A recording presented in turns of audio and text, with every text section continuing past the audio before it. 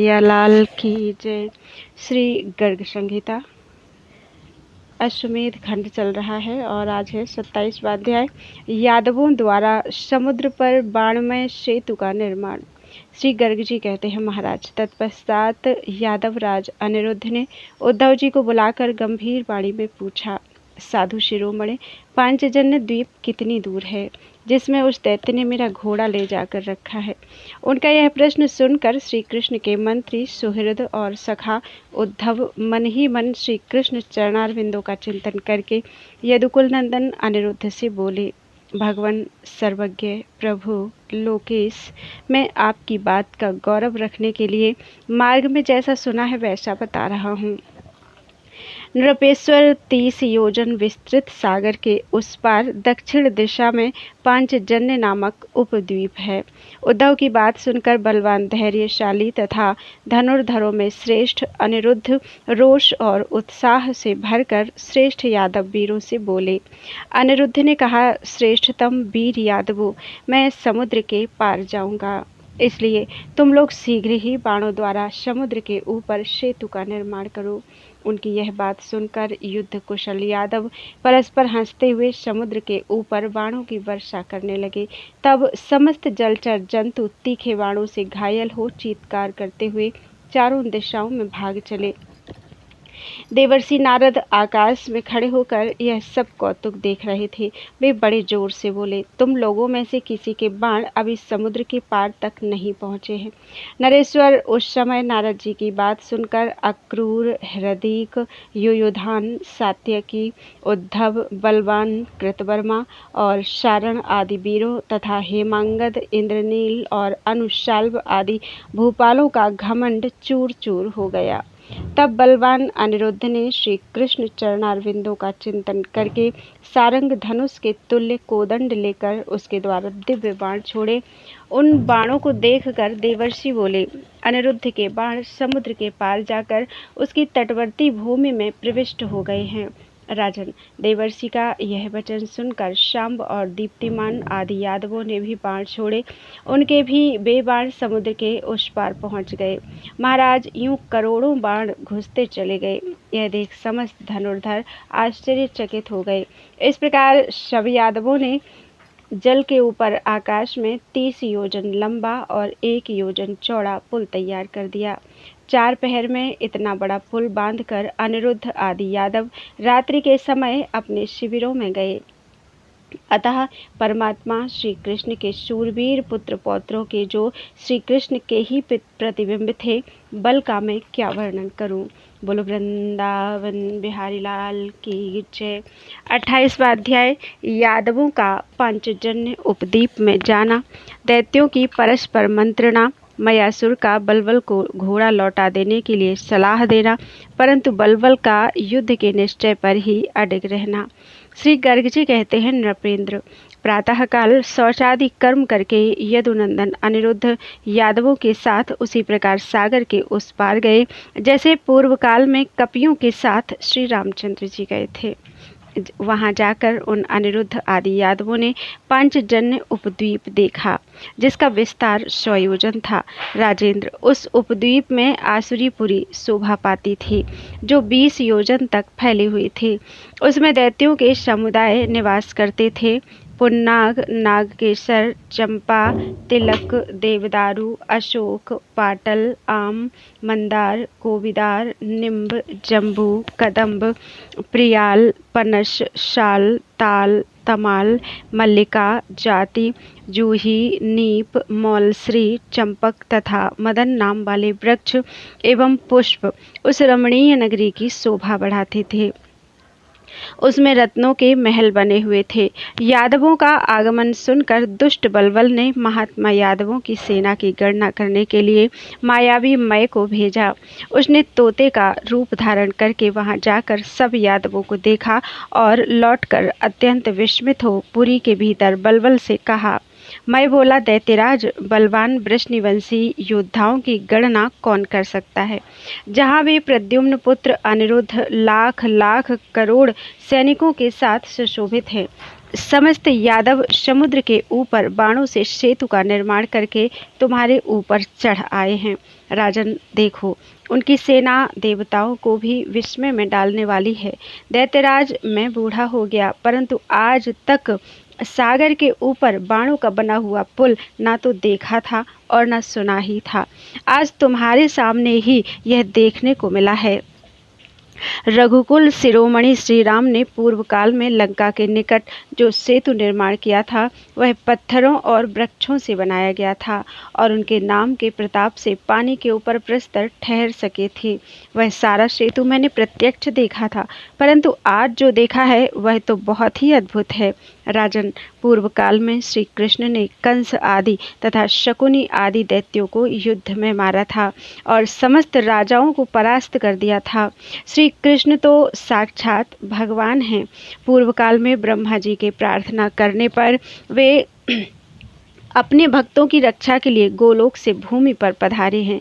वे दुष्ट पापियों का विनाश करने के लिए कुश स्थली में विराजमान हैं।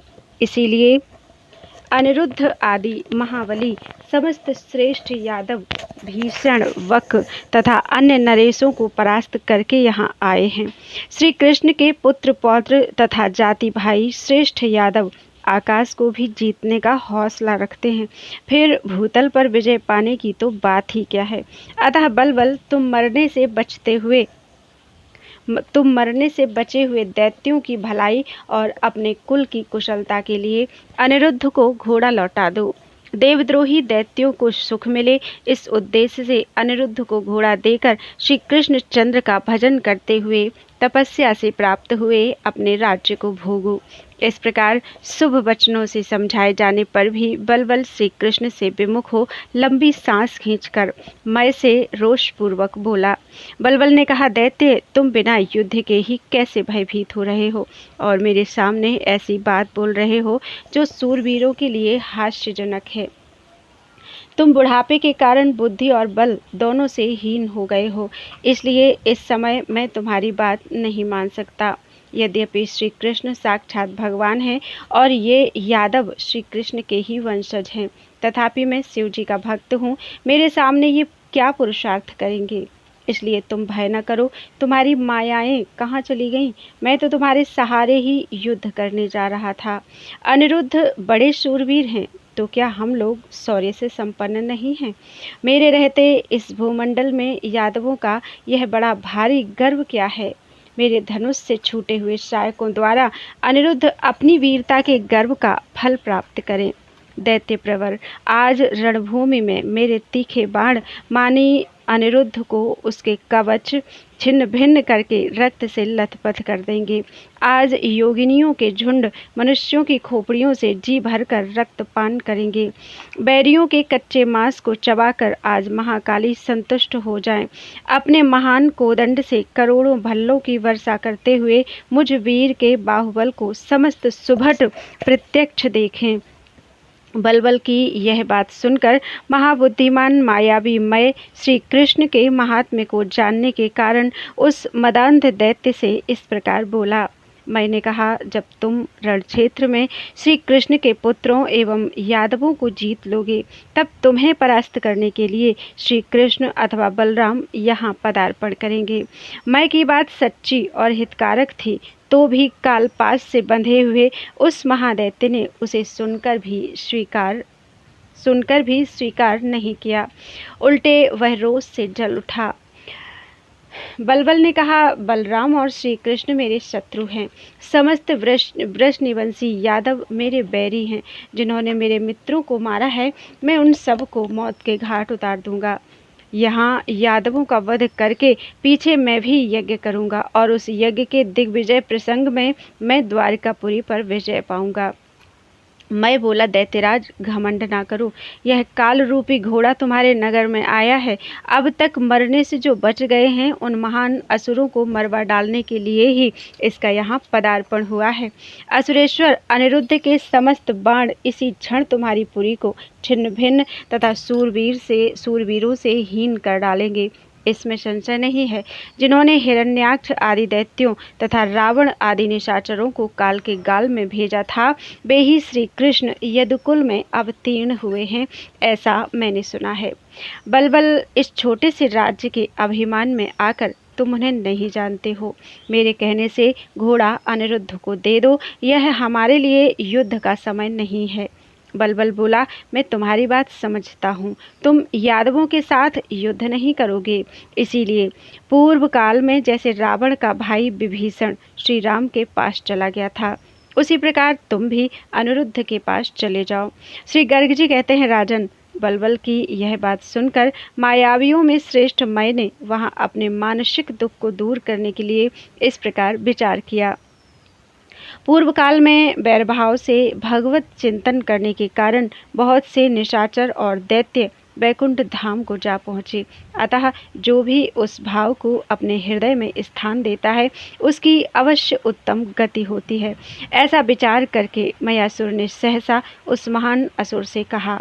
मयासुर बोला, बलबल, तुम महान वीर हो, अब मैं तुझे युद्ध से नहीं रोकूंगा।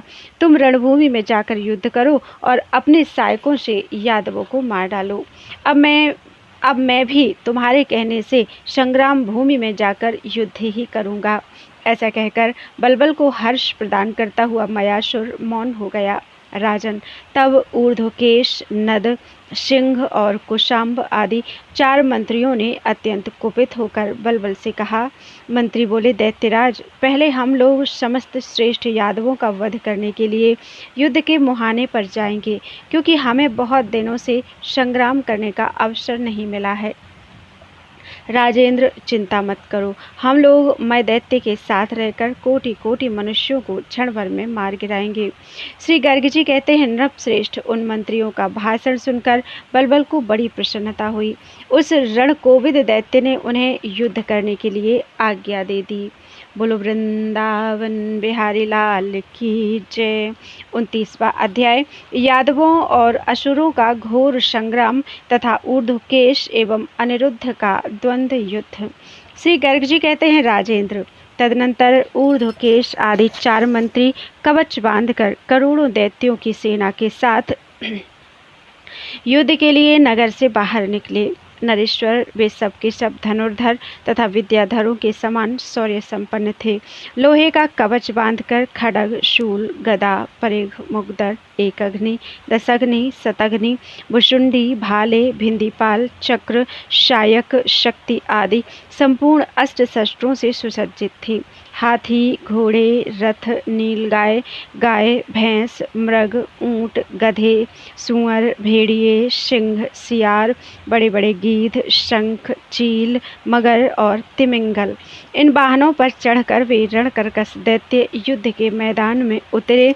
उस समय शंख और दुंदुभियों के नाद से, वीरों की सिंह गर्जना से और शतघ्नियों की आवाज से धरती बार बार हिलने लगी।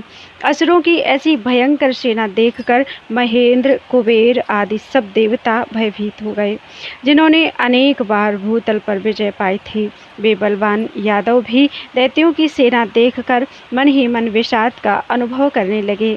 पहले प्रद्युम्न ने राजसू यज्ञ के अवसर पर चंद्रावती नगरी में जो यादवों के प्रति नीति और धैर्य बढ़ाने वाली बात कही थी, वह सब प्रद्युम्न कुमार ने पुनः उनके समक्ष दोहराई।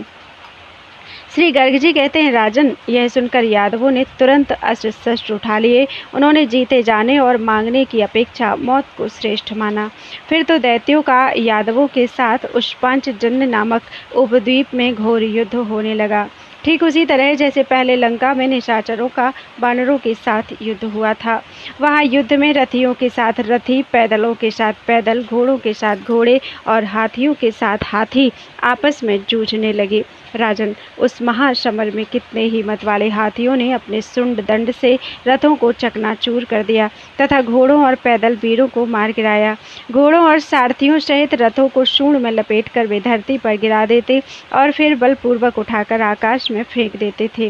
राजन, कितने ही छत विक्षत गजराज सम्रांगण से बाहर भाग रहे थे। उन्होंने कितनों को अपनी सुदृढ़ सूंडों से विदीर्ण करके 2 पैरों से मसल डाला। नृपेश्वर, वीर सवारों सहित घोड़े वहां दौड़ते हुए रथों को लांघ जाते और उछलकर हाथियों पर चढ़ जाते। वे सिंह की भांति युद्ध में महावत और हाथी सवार को रौंदते जाते थे। महाबली अश्व उछलते हुए हाथियों की सेना में घुस जाते और उनके सवार खड्ग प्रहार करके बहुत से शत्रुओं को विदीर्ण कर डालते थे। नटों की भांति कभी तो घोड़ों की पीठ पर नहीं दिखाई देते और कभी दिखाई देते। कितने ही वीर खड्गों से घोड़ों के 2 टुकड़े कर डालते और कितने ही हाथियों के दांत पकड़कर उनके कुंभ स्थलों पर चढ़ जाते। कितने ही घुड़सवार योद्धा भी तलवारों को बड़े वेग से चलाकर शत्रु सेना को विदीर्ण करते हुए बाहर निकल जाते थे। जैसे हवा कमलों के वन में समाकर अनायास ही निकल जाती है, उन दोनों सेनाओं में बाणों, गदाओं, परिघों, खड्गों, शूलों और शक्तियों द्वारा अद्भुत तथा रोमांचकारी तुमुल युद्ध होने लगा। उस युद्ध के मैदान में हाथी चिंगाड़ते और घोड़े जोर जोर से हिनहिनाते थे।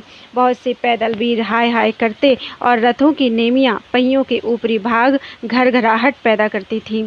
सेना के पैरों की धूल राशि से आकाश अंधा सा हो गया था। वहां सम्रांगण में कोई अपना पराया नहीं सोचता था। परस्पर बाण समूहों की वर्षा से कितने ही वीरों के 2-2 टुकड़े हो गए थे। युद्ध स्थल में टेढ़े हुए रथ वृक्षों की भांति गिर पड़ते थे। वीरों के ऊपर वीर और घोड़ों के ऊपर घोड़े गिरे थे। उस युद्ध के मैदान में शूरवीरों के भयंकर कबंध उछल रहे थे। वे उस महासमर में खड्गहस्त हो घोड़ों और वीरों को धराशायी कर रहे थे। वहां शस्त्रों के प्रहार से घना अंधकार छा गया था। हाथियों के कुंभ स्थल फट जाने से उनके भीतरी छिद्र से गोल गोल मोती गिर रहे थे, मानो रात में आकाश से तारागण बिखर रहे हों। तदनंतर दोनों सेनाओं में रक्त की नदी बह चली और बेतालगण भगवान शिव की माला बनाने के लिए कटे हुए मुंडों का संग्रह करने लगे। सिंहवाहिनी महाकाली डाकिनियों के साथ युद्ध स्थल में आकर खप्पर से रक्तपान करती हुई दिखाई देती थीं।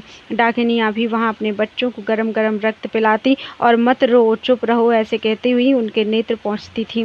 विद्याधरियाँ, गंधर्वियाँ और अप्सराएँ आकाश में खड़ी हो क्षत्रिय धर्म में स्थित रहकर वीर गति को पाने वाले देवरूपधारी शूरवीरों का वर्ण करती थीं। उनमें परस्पर पति के लिए झगड़ा हो जाता था। वे आकाश में विह्वलचित्त होकर एक दूसरे से कहती थीं, यह वीर तो मेरे ही योग्य है, तुम्हारे योग्य नहीं। राजन, कितने ही धर्मपरायण शूरवीर युद्धभूमि से विचलित नहीं हुए और वीर गति को प्राप्त हो गए। सूर्यमंडल का भेदन करके विष्णु धाम में चले गए। नरेश्वर कितने ही वीर उस महायुद्ध को देखकर रणभूमि से भागते हुए मारे गए। वे यमलोक के तप्त बालुका वाले मार्ग से नरक में गए। इस प्रकार समस्त यदुकुल शिरोमणि वीरों ने महान दैत्य वीरों का संहार कर डाला। इसी तरह उस महायुद्ध में दानवों ने भी नाना प्रकार के शस्त्रों द्वारा यादव सैनिकों को भी काल के गाल में भेज दिया। राजन, करोड़ों की संख्या में युद्ध के लिए आए हुए समस्त दैत्य उस सम्रांगण में मृत्यु के ग्रास बन गए तथा सहस्त्रों यादव भी रणभूमि में मारे गए। जब वहां बाण वर्षा से अंधकार छा गया, तब धनुर्धरों में श्रेष्ठ अनिरुद्ध ऊर्ध्वकेश के साथ उसी प्रकार युद्ध करने लगे जैसे वृत्तासुर के साथ इंद्र ने किया था। नृपेश्वर नद के साथ गद, सिंह के साथ ब्रक और कुशाम्ब के साथ सांब उस सम्रांगण में लोहा लेने लगे। इस प्रकार उनमें परस्पर बड़ा भारी तुमुल युद्ध छिड़ गया। महाराज, उस समय बारंबार धनुष टंकारते हुए ऊर्ध्वकेश ने युद्ध स्थल में प्रद्युम्न कुमार को 10 नाराज मारे, परंतु श्रेष्ठ धनुर्धर रुक्मवती नंदन भगवान अनिरुद्ध ने उन सबको काट गिराया। तब ऊर्ध्वकेश ने पुनः उनके कवच पर 10 बाण मारे। वे सभी सोने के पंखों से विभूषित थे और अनिरुद्ध का कवच काटकर उनके शरीर में घुस गए थे। फिर उसने 4 बाणों से उनके 4 घोड़ों को मार गिराया। 20 बाणों द्वारा प्रत्यंचा सहित उनके धनुष को खंडित कर दिया। राजेंद्र, बलबल के उस बलवान सेवक ने जब अनिरुद्ध के रथ को बेकार कर दिया, तब वे उस रथ को छोड़कर दूसरे रथ पर आरूढ़ हो गए। नृपश्रेष्ठ वह रथ इंद्र का दिया हुआ था। उस पर चढ़कर महान वीर अनिरुद्ध ने प्रतिशारंग नामक धनुष हाथ में लिया। श्री कृष्ण के दिए हुए उस कोदंड पर एक बाण रखकर रोष से भरे हुए प्रद्युम्न कुमार ने हाथ की फुर्ती दिखाकर ऊर्ध्वकेश के रथ पर चलाया। उस सहायक ने ऊर्ध्वकेश के रथ को ऊपर ले जाकर 2 घड़ी तक घुमाया। फिर जैसे कोई बालक शीशे का बर्तन पटक देता है, उसी प्रकार उसे आकाश से पृथ्वी पर गिरा दिया। ऊर्ध्वकेश का रथ अंगार की तरह बिखर गया। नृपश्रेष्ठ सारथी सहित उसके घोड़े भी उसके सामने ही पंच तत्व को प्राप्त हो गए। ऊर्ध्वकेश आकाश से गिरने के कारण सम्रांगण में मूर्छित हो गया। बोलो वृंदावन बिहारी लाल की जय। त्वदीयं वस्तु गोविंदं तुभ्यमेव समर्पयेत्।